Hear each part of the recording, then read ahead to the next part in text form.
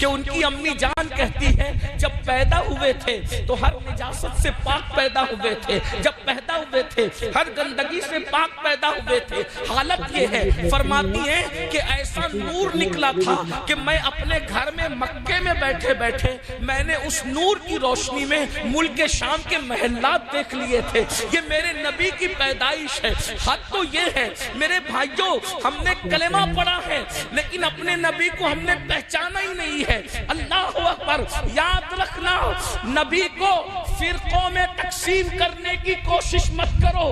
نبی وہ ذات ہے جسے تقسیم نہیں کیا جا سکتا۔ نبی تو مرکز ہے، نبی تو محور ہے، نبی تو آئے تھے اللہ اکبر تمہیں امت بنانے کے لیے، لیکن نبی دشمنی میں کلمہ پڑھنے کے بعد بھی تم نے نبی کو ویسا نہیں مانا جیسے اللہ نے ماننے کا حکم دیا تھا۔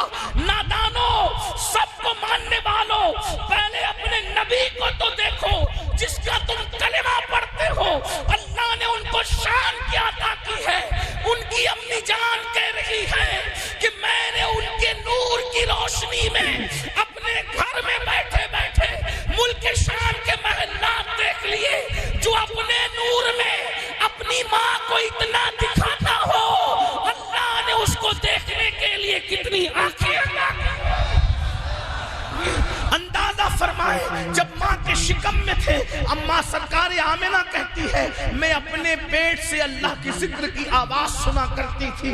اللہ اللہ، اندازہ فرمائے۔ اسی لیے حضرت آمنہ فرماتی ہے پیدا ہوئے تو دونوں گھٹنے زمین پہ رکھے تھے اور اس کے بعد انگلی آسمان کی طرف تھی اور کلمہ پڑھ رہے تھے، اللہ کی توحید بیان کر رہے تھے، اور ایک ہاتھ زمین پر تھا۔ اللہ اکبر!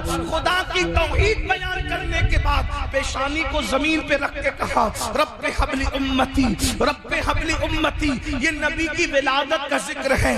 زمانے میں آئے بہت آنے والے، کوئی تجھ آیا نہ او آنے والے، سراجم منیرا لقب پانے والے، چمک تجھ سے پاتے ہیں سب پانے والے، میرا دل بھی چمکا دے چمکانے والے۔ اللہ اکبر! اپنے نبی کتنے عظیم ہیں، اپنے نبی کتنے حسن والے ہیں، اپنے نبی کتنے جمیل ہیں، اپنے نبی کتنے بے مثال ہے۔ کیسی ہستی ہے نبی کی، کیسی شان ہے نبی کی، جن کی صبح بے مثال ہے، جن کی شام بے مثال ہے۔ اللہ اکبر! سیرت کا جو گوشہ پڑھو اس میں نبی بے مثال نظر آتے ہیں، لیکن آج عنوان ہے محسن انسانیت۔ وہ سارے انسانوں کے لیے محسن بن کر آئے تھے، انہوں نے سارے انسانوں پر احسان کیا ہے۔ اللہ اکبر!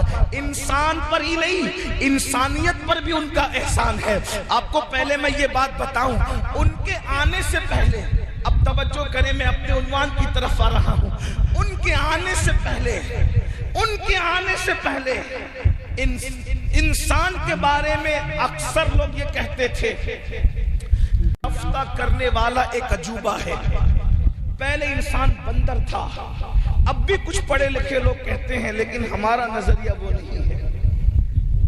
ہیومن رائٹس کی بات کرنے والے لوگ ہیومنز کی کتنی تذلیل کرتے ہیں، ذرا غور تو کریں۔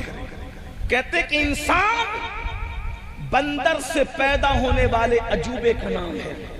یہ ان کے آنے سے پہلے تصور انسانیت تھا، اور وہ آئے اور انہوں نے بتایا کہ پہلا انسان آدم تھا۔